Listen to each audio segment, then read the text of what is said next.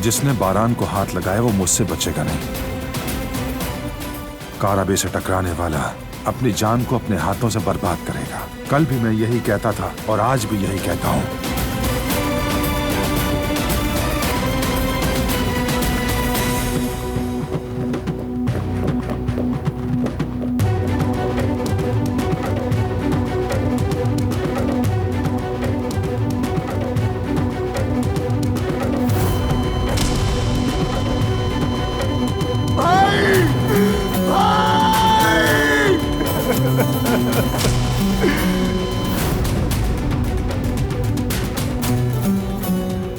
जेहान, कहाँ जा रहे हो? आओ बैठो।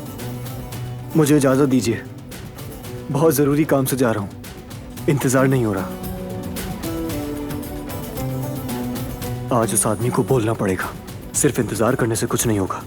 अब वक्त आ गया है।